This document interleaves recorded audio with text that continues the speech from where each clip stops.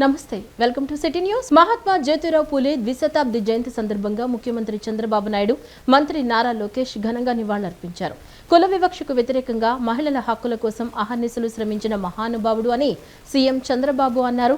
సామాజిక సమస్యలపై అలుపెరగని పోరాటం చేసిన గొప్ప సంఘ సంస్కర్త జ్యోతిరావు పూలే అని మంత్రి లోకేష్ కొనియాడారు. ఆ మహాత్ముని జయంతిని ప్రభుత్వం రాష్ట్ర పండుగగా నిర్వహిస్తోందంటూ సామాజిక మాధ్యమం ఎక్స్ వేదికగా సీఎం మంత్రి పోస్టు చేశారు.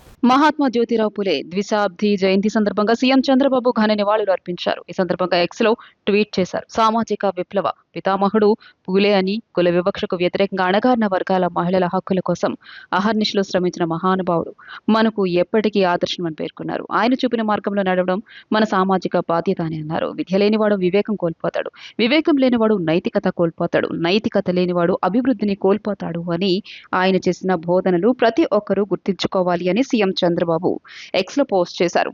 ప్రముఖ సామాజిక తత్వవేత్త, ఉద్యమకారుడు మహాత్మా జ్యోతిరావు పూలే ద్విశతాబ్ది జయంతి సందర్భంగా ఆ మహనీయుని స్మృతికి ఘన నివాళులు అర్పిస్తున్నానని మంత్రి నారా లోకేష్ ఎక్స్ లో ట్వీట్ చేశారు. దళితుల అభ్యున్నతి, అంటరానితనం, కుల వ్యవస్థ నిర్మూలనకు ఆయన జీవితాంతం కృషి చేశారన్నారు. విద్యా ప్రాముఖ్యతను సమాజానికి తెలియజేశారని చెప్పారు. ఆయన జయంతిని ప్రజాప్రభుత్వం రాష్ట్ర పండుగగా నిర్వహిస్తోందని అన్నారు. సామాజిక సమస్యలపై అలుపెరగని పోరాటం చేసిన గొప్ప సంఘ సంస్కర్త మహాత్మా జ్యోతిరావు పూలే అని అన్నారు. ఆయనను స్ఫూర్తిగా తీసుకుని వారి ఆశయ సాధనకు అందరం కృషి చేద్దామంటూ మంత్రి లోకేష్ ట్వీట్ చేశారు. కరుడుగట్టిన నేరస్తుడితో రాజకీయాలు ప్రమాదకరమని సీఎం చంద్రబాబు అన్నారు. నేరగాళ్లతో రాజకీయాలు చేసేటప్పుడు చాలా జాగ్రత్తగా ఉండాలని మంత్రులకు దిశానిర్దేశం చేశారు. క్రిమినల్తో రాజకీయాలు చేసేటప్పుడు చాలా జాగ్రత్తగా ఉండాలని మంత్రులకు సీఎం సూచించారు. ఉన్నది లేనట్టు, లేనిది ఉన్నట్టు ప్రచారం చేసే క్రిమినల్ కుట్రలను మంత్రులు నిత్యం అప్రమత్తంగా ఉంటూ తిప్పికొట్టాలని సూచించారు. ప్రజలకు వాస్తవాలు చెప్తూ వారిని చైతన్యపరచాలన్నారు. బెదిరింపు రాజకీయాలకు ధీటుగా తిప్పికొట్టాలని ఆదేశించారు. సచివాలయంలో నిన్న మంత్రివర్గ సమావేశంలో అజెండా అంశాలు ముగిశాక ఇతర అంశాలపై మంత్రులతో ముఖ్యమంత్రి చంద్రబాబు చర్చించారు. రాష్ట్ర మంత్రివర్గ సమావేశం దాదాపు 3 గంటల పాటు సుదీర్ఘంగా సాగింది. కేబినెట్ అజెండా అంశాలు ముగిశాక మంత్రులతో ముఖ్యమంత్రి చంద్రబాబు పలు అంశాలపై చర్చించారు. జలధార, సూర్యఘర్, పీఎం కుసుమ్, పట్టదారు పాస్ పుస్తకాల పంపిణీ, స్వచ్ఛంద కార్యక్రమాలకు మంత్రులు ఓనర్షిప్ తీసుకోవాలని ఆదేశించారు. ప్రతి మంత్రి పట్టదారు పాస్ పుస్తకాల పంపిణీకి సంబంధించి 4 కార్యక్రమాల్లోనైనా పాల్గొనాలని సూచించారు. కూటమి ఎమ్మెల్యేలు ఇదే అనుసరించాలన్నారు. జలధారకు ఉపాధి హామీ నిధులు అనుసంధానమయ్యేలా పనులు చేపట్టాలని సీఎం దిశానిర్దేశం చేశారు. సూర్యఘర్, పీఎం కుసుమ్ పథకం కింద వీలైనన్ని ఎక్కువ కనెక్షన్లు ఇచ్చేలా కార్యాచరణ ఉండాలన్నారు. గ్రామాలను శుభ్రంగా ఉంచుకుంటూ వ్యాధుల నివారణకు కృషి చేసేలా స్వచ్ఛంద కార్యక్రమాలు చేపట్టాలని ముఖ్యమంత్రి చంద్రబాబు ఆదేశించారు. అంతకుముందు కార్యదర్శుల పనితీరుపై ముఖ్యమంత్రి చంద్రబాబు అసంతృప్తి వ్యక్తం చేశారు. కేబినెట్ భేటీ ప్రారంభమైన అజెండా తమకు రాలేదని సీఎం వద్ద మంత్రి మనోహర్ ప్రస్తావించారు. అజెండా ముందే వస్తే స్టడీ చేసుకుని కేబినెట్ కు వచ్చే వీలు ఉండేవని అన్నారు. దీనిపై స్పందించిన సీఎం కార్యదర్శుల పనితీరుపై అసంతృప్తి వ్యక్తం చేశారు. వ్యవస్థలు మరింత ఉపయోగపడాల్సింది పోయి రాను రాను మరింత సంక్లిష్టంగా మారుతున్నాయని అధికారుల తీరును చంద్రబాబు తప్పుబట్టారు.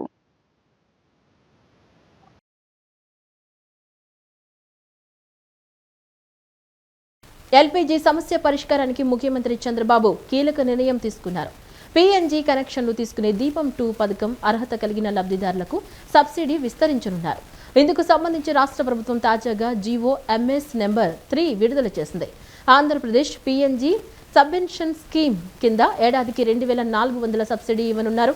డైరెక్ట్ బెనిఫిట్ ట్రాన్స్ఫర్ ద్వారా నేరుగా లబ్ధిదారుని ఖాతాలో నగదు జమ చేయనున్నారు. స్వచ్ఛమైన, సురక్షితమైన ఇంధన వినియోగాన్ని ప్రోత్సహించడం లక్ష్యంగా రాష్ట్ర ప్రభుత్వం కీలక నిర్ణయం తీసుకుంది. ఎల్పీజీ వినియోగం నుంచి పీఎన్జీకి మారేలా ప్రోత్సహించేలా సబ్సిడీ విస్తరణ కార్యక్రమం చేపట్టారు. ఆంధ్రప్రదేశ్ పీఎన్జీ సబ్వెన్షన్ స్కీమ్ కింద ఏడాదికి 2,400 రూపాయలు సబ్సిడీ ఇవ్వనున్నారు. డైరెక్ట్ బెనిఫిట్ ట్రాన్స్ఫర్ ద్వారా నేరుగా లబ్ధిదారుని ఖాతాలో నగదు జమ చేయనున్నారు. 2 నెలలకు ఒకసారి మొత్తం 6 విడతల్లో నగదు చెల్లింపు చేయనున్నారు. దీపం 2 అర్హత గల డొమెస్టిక్ పీఎన్జీ కనెక్షన్ కలిగిన లబ్ధిదారులు మాత్రమే అర్హులుగా నిర్ణయించారు. ఎల్పీజీ, పీఎన్జీ రెండింటిలో ఏదో ఒకదానికే సబ్సిడీ వర్తించనుంది. పీఎన్జీ కనెక్షన్ తీసుకున్న దీపం పథకం ద్వారా కలిగే లబ్ధి పొందవచ్చన్న విషయంపై లబ్ధిదారులకు అవగాహన కల్పించాలని సీఎం దిశానిర్దేశం చేశారు. గ్యాస్ సరఫరా ఇబ్బందులను అధిగమించడానికి ఆయిల్ కంపెనీలు పీఎన్జీ కనెక్షన్లు పెంచేందుకు తీసుకుంటున్న చర్యలను సమీక్షించారు. వచ్చే 6 నెలల్లో మొత్తం 10 లక్షల పీఎన్జీ కనెక్షన్లు ఇవ్వాలని, ఈ విషయంలో జాప్యం ఉండకూడదని, టార్గెట్ ఎట్టి పరిస్థితుల్లో చేరుకోవాలని చెప్పారు.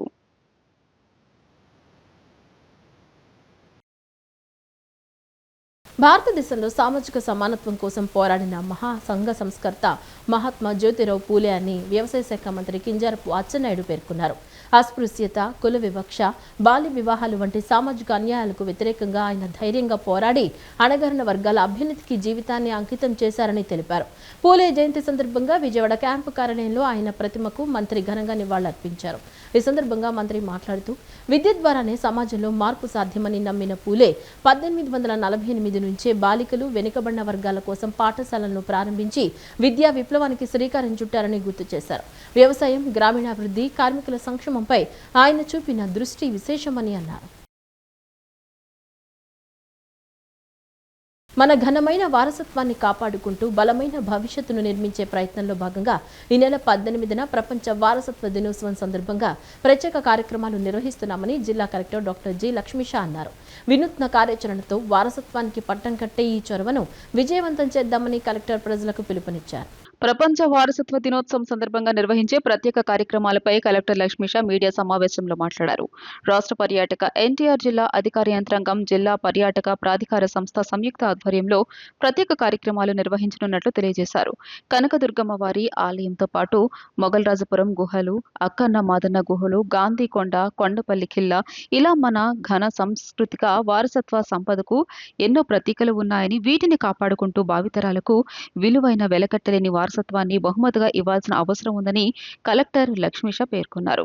ఈ నెల 18వ తేదీ ఉదయం కొండపల్లి ఖిల్లాపైకి హెరిటేజ్ ట్రెక్కింగ్ ఉంటుందని, ఉదయం 6 గంటలకు ఇది ప్రారంభమవుతుందని కలెక్టర్ లక్ష్మీషా తెలియజేశారు. అదేవిధంగా కొన్ని స్పోర్ట్స్ ఈవెంట్లు కూడా జరుగుతాయన్నారు.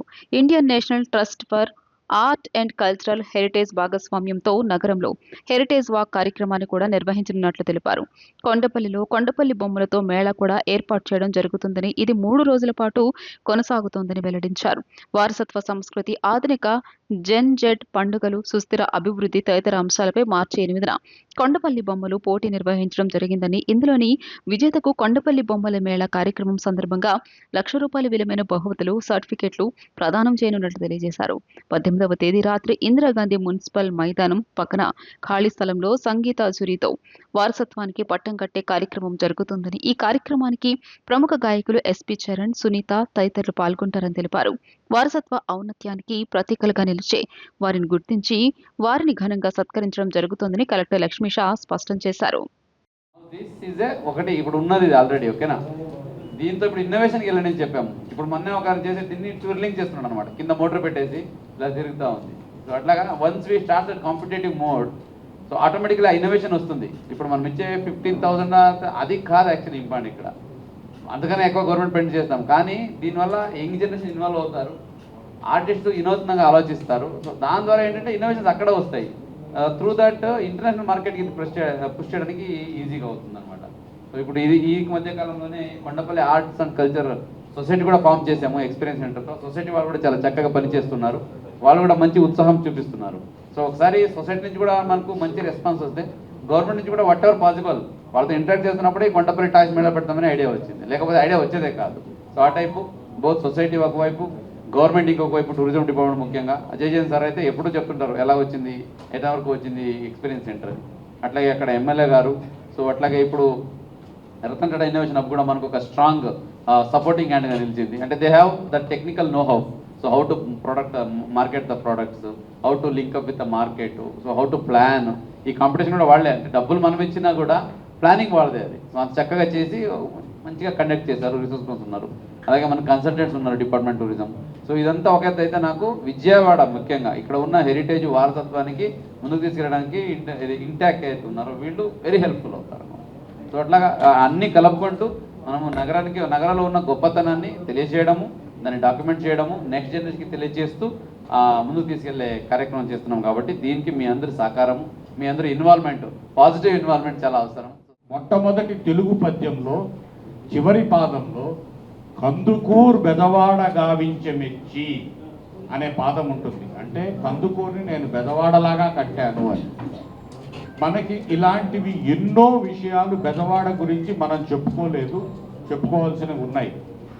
ఒక్క కొండపల్లి మాత్రం చూస్తే అది సజీవ వారసత్వం, అంటే మనం లివింగ్ హెరిటేజ్ అంటారు. కొండపల్లి బొమ్మలే కాదు, న్యాచురల్ హెరిటేజ్.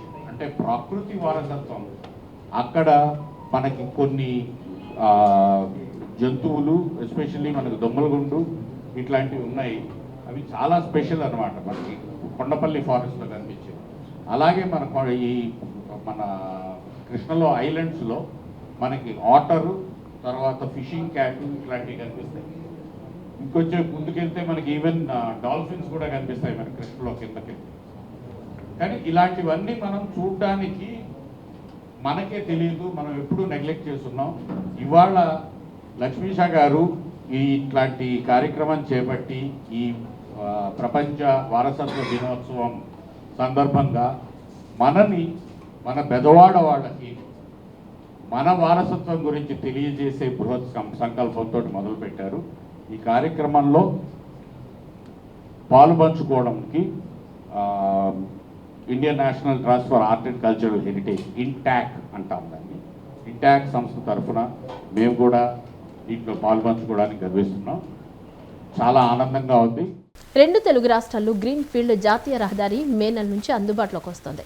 అడుగడుగున సీసీ కెమెరాలు, సోలార్ ప్యానెల్స్, సమాచారాన్ని అందించే క్యూఆర్ కోడ్లు, అత్యవసర సమయాల్లో తెరుచుకునే డివైడర్లు, అత్యాధునిక రవాణా నిర్వహణ వ్యవస్థ, ప్రయాణించే దూరాన్ని బట్టే టోల్ వసూళ్లు, ఎంట్రీలు, ఎగ్జిట్లు తక్కువ ఉండడమే దీని ప్రత్యేకత.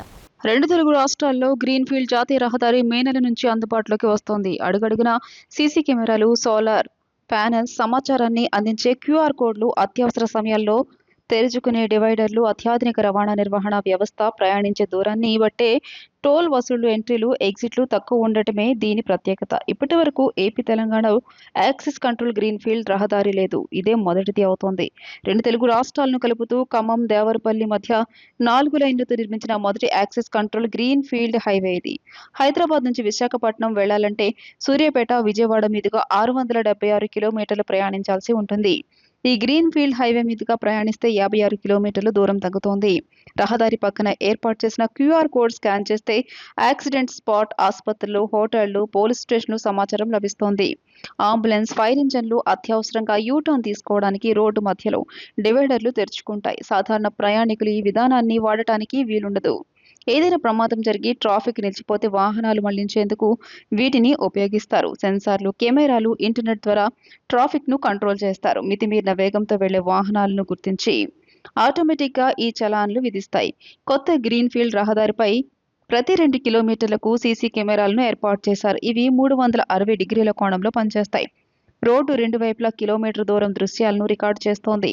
రహదారిపై సోలార్తో వెలిగే దీపాలను ఏర్పాటు చేశారు. లైటింగ్ స్తంభాలకు అమర్చిన బ్యాటరీలో 12 గంటల పాటు బ్యాకప్ ఉంటుంది. సాయంత్రం అయ్యేసరికి ఆటోమేటిక్గా దీపాలు వెలిగి ఉదయం ఆరిపోతాయి. ప్రతి 50 కిలోమీటర్లకు రోడ్డుకు 2 వైపులా 5 ఎకరాల్లో ప్రయాణికులు సేద తీరడానికి సౌకర్యాలు కల్పించారు.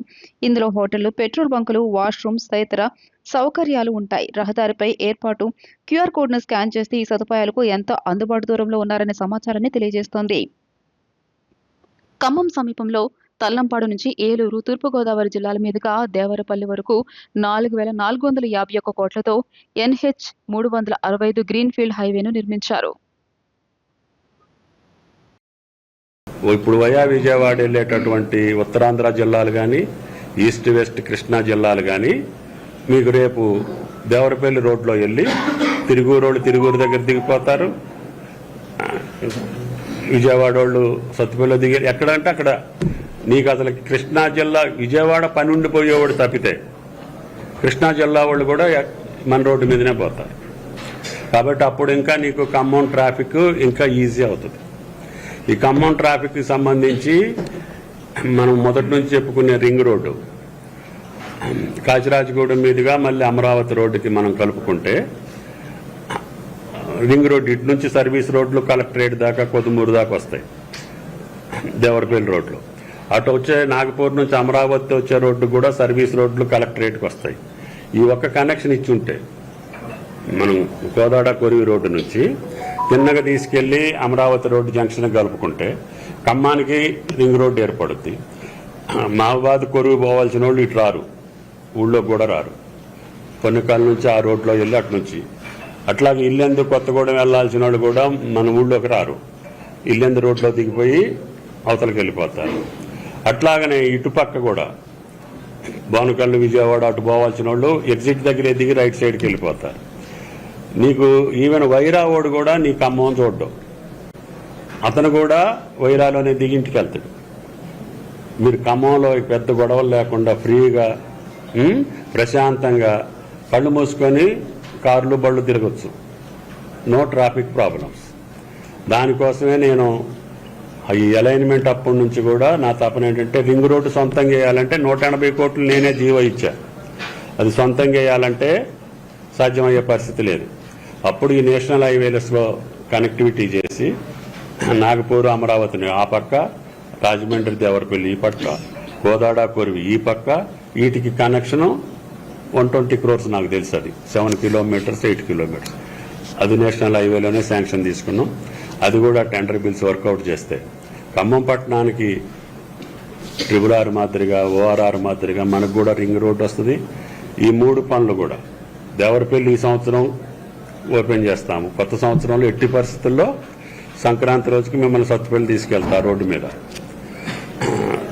అదేవిధంగా దీనిది చాలా నాగపూర్ నుంచి అమరావతికి కొన్ని చోట్ల ల్యాండ్ ఎక్విజిషన్ ప్రాబ్లమ్స్ ఉన్నాయి. కొంతమంది దగ్గర అయితే క్లియర్ చేశాం. వెంకటాయపాలెం దగ్గర అయితే 45 lakhs దాకా ఇచ్చాం, అవతల 25 lakhs దాకా ఇచ్చాం. ఆంధ్రాలో ఇంకా తక్కువ ఉంది. నాకు తెలిసి మొదట్లో అయితే వాళ్ళు 13 లక్షలు ఇచ్చారు. ఇప్పుడు వాళ్ళు దెబ్బలాడుతున్నారు. తెలంగాణలో ఎక్కువ ఇచ్చారు, మాకెందుకు ఇవ్వట్లేదని వాళ్ళు దెబ్బలాడే పరిస్థితికి వచ్చింది. అప్పుడు ఏంటంటే గిరిధర్ గారు ఉన్నాడు కాబట్టి సెక్రటరీగా కొంతవరకు మనకు మాట సాగింది. సరే, మన పని కూడా అయ్యింది. కాబట్టి ఈ 3 రోడ్లు అయిపోతాయి. ఖమ్మానికి బాహ్యవలం వస్తుంది. నేను అనుకున్నటువంటి జాతీయ రహదారులు పూర్తవుతాయి. సమాజంలో సమానత్వం, విద్య, బడుగు వర్గాల అభ్యున్నతి కోసం తన జీవితాన్ని అంకితం చేసిన మహనీయుడు మహాత్మా జ్యోతిరావు పూలే అని ఏపీ ప్రభుత్వ విప్, గన్నవరం నియోజకవర్గ ఎమ్మెల్యే యార్లగడ్డ వెంకట్రావు కొనియాడారు. జ్యోతిరావు పూలే 2 శతాబ్దాల క్రితమే పూలే సమానత్వం, విద్య కోసం పోరాడారని, ఆయన ఆశయాలు నేటికి సమాజానికి మార్గదర్శకమని అన్నారు. కృష్ణా జిల్లా గన్నవరం తెలుగుదేశం పార్టీ కార్యాలయంలో పూలే జయంతి వేడుకలను ఘనంగా నిర్వహించారు. ఈ కార్యక్రమంలో పాల్గొన్న ప్రభుత్వ విప్, గన్నవరం ఎమ్మెల్యే యార్లగడ్డ వెంకట్రావు పూలే చిత్రపటానికి పూలమాలలు వేసి నివాళులు అర్పించారు. ఈ సందర్భంగా ఆయన మాట్లాడుతూ 2 శతాబ్దాల క్రితమే పూలే సమానత్వం, విద్య కోసం పోరాడారని, ఆయన ఆశయాలు నేటికి సమాజానికి మార్గదర్శకమని అన్నారు. పూలే చూపిన దారిలోనే సాగుతూ స్వర్గీయ ఎన్టీ రామారావు తెలుగుదేశం పార్టీని స్థాపించిన తర్వాతే రాష్ట్రంలో బీసీలకు నిజమైన రాజ్యాధికారం లభించిందని పేర్కొన్నారు. ఎన్టీఆర్ రాజకీయ రంగ ప్రవేశానికి ముందు వరకు అధికార వ్యవస్థ కొద్ది వర్గాలకే పరిమితమై ఉండేదని, మండల వ్యవస్థను ప్రవేశపెట్టి స్థానిక సంస్థల రిజర్వేషన్లు అమలు చేయడం ద్వారా బీసీలకు రాజకీయ అవకాశాలు కల్పించిన ఘనత ఎన్టీఆర్కే దక్కుతుందని వివరించారు. అంతకు ముందు ఉన్న రాజరిక వంశ పారంపర్య రాజకీయాలకు ముగింపు పలికి సాధారణ ప్రజలు కూడా మంత్రుల స్థాయికి ఎదగగలిగే పరిస్థితులు ఏర్పరిచిన నాయకుడు ఎన్టీఆర్ అని గుర్తు చేశారు. మహాత్మా జ్యోతిరావు పూలే ఆశయాల స్ఫూర్తితోనే బీసీల అభ్యున్నతికి తెలుగుదేశం పార్టీ కట్టుబడి పనిచేస్తుందని ఎమ్మెల్యే యార్లగడ్డ వెంకట్రావు స్పష్టం చేశారు. పూలే గారి చిత్రపటానికి నివాళులర్పించి ఆయన జీవితకాలం అంతా సమానత్వం కోసం, విద్య కోసం, బడుగు వర్గాల అభ్యున్నతి కోసం జీవితాన్ని దారపోసిన పరిస్థితి. ఆయన్ని స్మరించుకుంటూ ఈ రోజుకి, ఆ తర్వాత తెలుగుదేశం పార్టీ స్థాపించిన తర్వాత, ఎన్టీ రామారావు స్థాపించక ముందు వరకు బీసీలకి ఈ రాష్ట్రంలో ఏదో కొద్ది సీట్లు పరిమితమైన బీసీ గౌతు లచ్చన్ గారు లాంటి నాయకులు అంతకు ముందు నుంచి ఉన్న, జనతా పార్టీలో ఉన్న, ప్రతిపక్ష నాయకుడిగా ఆంధ్రప్రదేశ్ శాసనసభలో ఉన్న బీసీలకి రాజ్యాధికారం లేని పరిస్థితి. మండలం దగ్గర నుంచి లోకల్ బాడీలో రిజర్వేషన్ తీసుకొచ్చి ఎన్టీ రామారావు బీసీలకి రాజ్యాధికారం ఇచ్చి, అసలు అంతకుముందు 4 కుటుంబాలడే రాచక్రీడని, లేదా ఓన్లీ పెత్తందారీ వ్యవస్థ అమలైన తర్వాత రాచరికం అంతరించిపోయేటప్పుడు ప్రజాస్వామ్యం వచ్చిన కొత్తలో రాజులు అందరూ మంత్రులైన పరిస్థితి. అది గ్వాలియర్ రాజు అయినా, మైసూరు రాజు అయినా, చలపల్లి రాజు అయినా, ఏ రాజు అయినా, ఏ దేశం, ఏ రాష్ట్రంలో అయినా, ఏ సంస్థానాధిష్ఠులు అయినా. కానీ అలాంటి పరిస్థితుల నుంచి రాజకీయం వచ్చిన తర్వాత కూడా రాజకీయాలు కొన్ని వర్గాలకే పరిమితం అయిపోయినప్పుడు, ఎన్టీఆర్ పార్టీ పెట్టకముందు ఈ రాష్ట్రంలో బీసీలకు కానీ ఇన్ని రాజ్యాంగమైన పదవులు దక్కని పరిస్థితి. ఏ పార్టీ నుంచి పోటీ చేసి గెలిచిన వాళ్ళకి రాజ్యాధికారం పెట్టిన మాత్రం మహానుభావుడు ఎన్టీఆర్.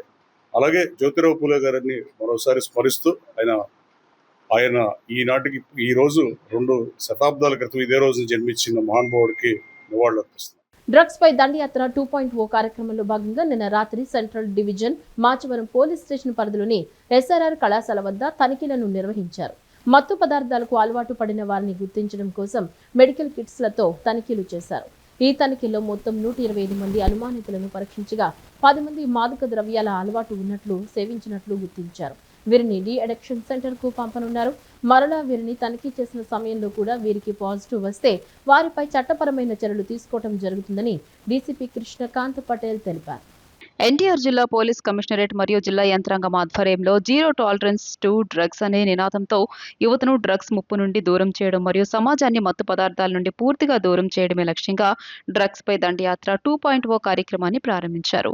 దీనిలో భాగంగా నిన్న రాత్రి మాచవరం పోలీస్ స్టేషన్ పరిధిలోని SRR కళాశాల వద్ద తనిఖీలను నిర్వహించారు. నగర police commissioner SV Rajasekhar Babu ఆదేశాల మేరకు DCP Krishnakanth Patel, ADCP MVM Muralikrishna, central ACP Damodar స్వీయ పర్యవేక్షణలో 4వ రోజు రాత్రి సమయంలో మాచవరం పోలీస్ స్టేషన్ పరిధిలోని SRR కళాశాల వద్ద తనిఖీలను నిర్వహించారు. ఈ తనిఖీల్లో మొత్తం 125 మంది అనుమానితులను పరీక్షించగా 10 మంది మాదక ద్రవ్యాల అలవాటు ఉన్నట్లు సేవించినట్లు గుర్తించారు. వీరిని డి అడిక్షన్ సెంటర్ కు పంపనున్నట్లు డీసీపీ కృష్ణకాంత్ పటేల్ తెలియజేశారు. మరలా వీరిని తనిఖీ చేసిన సమయంలో కూడా వీరికి పాజిటివ్ వస్తే వారిపై చట్టపరమైన చర్యలు తీసుకోవడం జరుగుతుందని అన్నారు.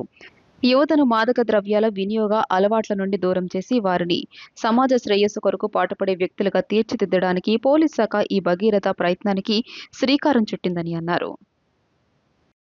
డ్రగ్స్ పై దండయాత్ర పార్ట్ 2 స్టార్ట్ చేశారు. దీంట్లో స్పెసిఫిక్గా టెస్టింగ్ జరుగుతుంది. అది కూడా ఆ డ్రగ్ టెస్టింగ్ కిట్స్ అనేది మన విజయవాడ సిటీ కమిషనరేట్ లిమిట్స్లో మన suspect sheets, KD sheets, yellow sheets ఎవరికైతే ఉన్నాయో వాళ్ళని కూడా టెస్ట్ చేయడం జరుగుతుంది. టెస్ట్ చేసి దీంట్లో మొదటిసారి పాజిటివ్ వచ్చిన వాళ్ళకి ఒక అవకాశం ఇవ్వడం జరుగుతుంది. వాళ్ళని రిహాబిలిటేషన్ కో లేకపోతే వాళ్ళకి ఏదైనా చిన్న ఉపాధియో లేకపోతే కలెక్టర్ ద్వారా ఏదైనా లోన్ ఇప్పించి వాళ్ళకి ఒక దారి చూపించడం జరుగుతుంది. అదే ఎవరైతే ఇలా రిపీట్ అఫెండర్స్ అవుతారో వాళ్ళ మీద కఠినమైన చర్య తీసుకొని వాళ్ళ మీద పిట్ NDPS కేసు పెట్టి రిమాండ్ చేయడం జరుగుతుంది. సో మీడియాతో మా అపీల్ ఏంటంటే ఈ మెసేజ్ ప్రతి దగ్గరికి వెళ్ళాలి. ఇంకో ఇంపార్టెంట్ విషయం అంటే ఎలా అయితే డ్రంక్ అండ్ డ్రైవ్ చెకింగ్ జరుగుతుందో అదే విధంగా నైట్ రౌండ్స్ ఉన్నప్పుడు పెట్రోలింగ్ కానీ నైట్ వెహికల్ చెకింగ్ చేయనప్పుడు ర్యాండమ్ గా డ్రగ్ కిట్స్ కూడా మా టీమ్స్ కియడం జరుగుతుంది. సో ర్యాండమ్ గా చెకింగ్ జరుగుతుంది. అప్పుడు ఎవరైనా పాజిటివ్ దొరికితే ఇది ఒక సైంటిఫిక్ ఎవిడెన్స్ కాబట్టి ఇమీడియట్ గా రిమాండ్ కూడా చేయడం జరుగుతుంది. సో జాగ్రత్తగా ఉండాలి. మనం డ్రగ్స్ వద్దు అనేది విజయవాడని డ్రగ్ ఫ్రీ సిటీగా తీసుకుపోవాలని మా కోరిక. దానికి మీ సహకారం కూడా కావాలి. పాడి పరిశ్రమకు పూర్వ వైభవం తెచ్చేందుకు సంస్థ తరపున ప్రణాళికతో కృషి చేస్తున్నట్లు విజయ డైరీ చైర్మన్ చలసాని ఆంజనేయులు తెలిపారు. రైతులకు పాల ధర లీటర్కు 100 రూపాయలు లభించేలా ప్రత్యేక చర్యలు తీసుకున్నట్లు స్పష్టం చేశారు. కృష్ణా జిల్లా బాపులపాడు మండలం కోడూరుపాడు గ్రామ పరిధిలో పాడి రైతులకు బోనస్ అందజేశారు. పశువుల్లో గర్భధారణ పరీక్ష యంత్రాన్ని అందుబాటులోకి తీసుకొచ్చారు. స్వయంగా పశువులు సూడి కట్టిందా లేదా చేసే పరీక్ష స్వయంగా పరిశీలించారు. అనంతరం బయోగ్యాస్ యూనిట్ ను ప్రారంభించారు. అనంతరం చలసాని ఆంజనేయులు మాట్లాడుతూ ఒకప్పుడు పల్లెల్లో అపారమైన పశు సంపద ఉండేదని, రైతు కుటుంబాల్లో గణనీయమైన ప్రగతి కళ్లకు కట్టేదన్నారు. పాడి పరిశ్రమకు పూర్వవైభవం తెచ్చేందుకు సంస్థ తరపున ప్రణాళికతో కృషి చేస్తున్నట్లు చెప్పారు. రైతులకు పాల ధర లీటర్కు 100 రూపాయలు లభించేలా చర్యలు తీసుకున్నట్లు వెల్లడించారు. 2025-26 సంవత్సరానికి గాను 3వ విడత బోనస్గా దాదాపు 100 కోట్లు అందిస్తున్నామని పేర్కొన్నారు. రైతులకు ప్రయోజనాలకు ప్రాధాన్యమిస్తూ ఎప్పటికప్పుడు బోనస్ పంపిణీ చేయడం, ధర పెంచేందుకు చర్యలు తీసుకున్నట్లు తెలిపారు. ముఖ్యమంత్రి చంద్రబాబు ఆశయం మేరకు ప్రతి నియోజకవర్గంలో పశువుల వసతి గృహం ఏర్పాటు చేస్తామని రైతులకు వెల్లడించారు. ఈ కార్యక్రమంలో క్లస్టర్ మేనేజర్ ఎం హరిబాబు, పాల సంఘం అధ్యక్షుడు కళ్ళె వెంకటేశ్వరరావు, పశు వైద్య డిడి లింగం ప్రసాద్, కొండపల్లి వెంకన్న, గరికపాటి శంకర్, ఎరుదల నాగు తదితరులు పాల్గొన్నారు.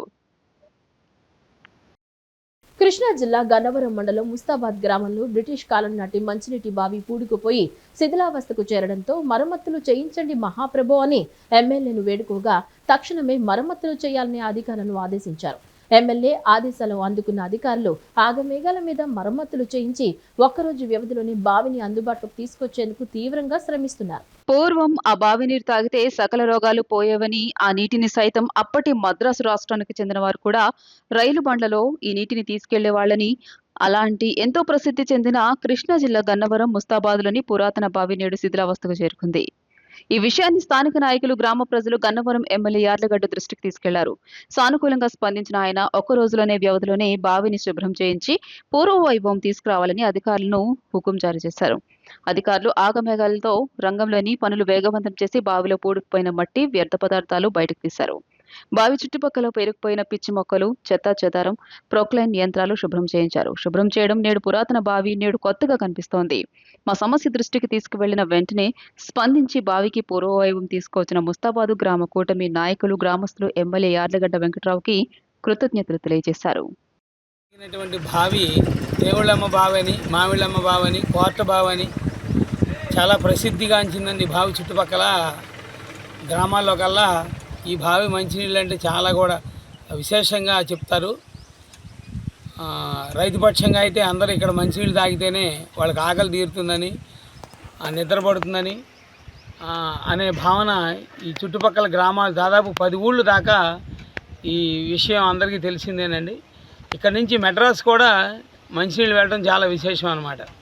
ఇక్కడ పొగా కంపెనీ రంగారావు గారు అని చెప్పేసి అని ఆయన ఇక్కడ మంచినీళ్ళు ఇక్కడ ఎద్దుల బండితో తీసుకెళ్ళి ట్రైన్లో మెడ్రాస్ వెళ్ళేవండి. ఇక్కడ నుంచి అంత విశేషంగా ఉండేవి. అయితే ఇక్కడ మఠం అనే ఆశ్రమం ఉంది బ్రహ్మం గారిది, పాపయ్య దీక్షితులు గారి ఆశ్రమం. పూర్వం నుంచి వాళ్ళు ఆశ్రమం వేసుకున్నారండి ఇక్కడ. ఈ ఆశ్రమంలో ఉంటూ ఆ సన్యాసులు అనేటువంటి వాళ్ళు ఇక్కడ ఉన్నటువంటి వాళ్ళందరికీ కూడా వేదాంతం చెప్పేవాళ్ళు. అలా చెప్తూ ఇక్కడ ఉన్నటువంటి వాళ్ళకి ఈ నీళ్లు మంచినీళ్ళు తాగితే చాలా మంచిదని, అలాగే ఈ నీళ్లు తాగి స్నానం చేస్తే కుష్టు వ్యాధులు, దీర్ఘకాల వ్యాధులన్నీ కూడా పోతాయని, 40 రోజులు ఈ నీళ్లు తాగి ఈ నీళ్లతోనే అన్నం వండుకుని తింటే సకల రోగాలు పోతాయని చెప్పేసి అని ఇక్కడ చుట్టుపక్కల గ్రామాల వాళ్ళ నమ్మకం అండి. అయితే అలాంటి బావిని మళ్ళీ ఈ సంవత్సరం మన ఎమ్మెల్యే గారు యార్లగడ్డ వెంకటరావు గారి ద్వారా, అలాగే ఈఓ గారు ఆధ్వర్యంలో ఈ బావిని బాగు చేయటం మన గ్రామ సుకృతం. కాబట్టి చాలా విశేషమైన కార్యక్రమం చేపట్టినందుకు ఎమ్మెల్యే గారికి మా గ్రామం తరపున కృతజ్ఞతాభావాలు తెలియజేస్తున్నాం. అలాగే ఈఓ గారికి ఈ అవకాశం వచ్చినందుకు కృతజ్ఞతాభావాలు తెలియజేస్తూ ఇలాంటి మంచి కార్యక్రమాలు మా ఎమ్మెల్యే గారు ఎన్నో విషయాలు ఇంకా ఇలాంటివన్నీ కూడా వెలికితీసి పూర్వంగా ఉన్నటువంటి వాటి అన్నింటినీ కూడా అభివృద్ధి పరచాలని ఆశిస్తూ ఈ గ్రామ ప్రతి రైతు, ప్రతి మనిషి తరపున ఎమ్మెల్యే గారికి కృతజ్ఞతాభావాలు తెలియజేస్తూ ఉన్నాం. కృష్ణా జిల్లా కోడూరులో కొలువైన శ్రీదేవి భూదేవి సమేత శ్రీ కళ్యాణ వెంకటేశ్వర స్వామివారి దేవస్థానం నందు ధ్వజస్తంభ పునఃప్రతిష్ఠ అత్యంత వైభవంగా జరిగింది. ఉదయం మంగళ వాయిద్యాలు, వేద మంత్రాలు నడుమ ధ్వజస్తంభ పునఃప్రతిష్ఠ కార్యక్రమం కన్నుల పండుగ సాగింది. వేలాదిగా భక్తులు తరలివచ్చి గోవింద గోవింద అంటూ నామస్మరణ చేయడంతో గోవింద నామస్మరణతో ఆ ప్రాంతమంతా మారుమ్రోగింది. ఈ కార్యక్రమంలో ఆలయం వద్ద ఏర్పాట్లను ఆలయ ట్రస్ట్ కోట పద్మావతి వరప్రసాద్ కమిటీ సభ్యులు పర్యవేక్షించగా పెద్ద సంఖ్యలో భక్తులు పాల్గొన్నారు.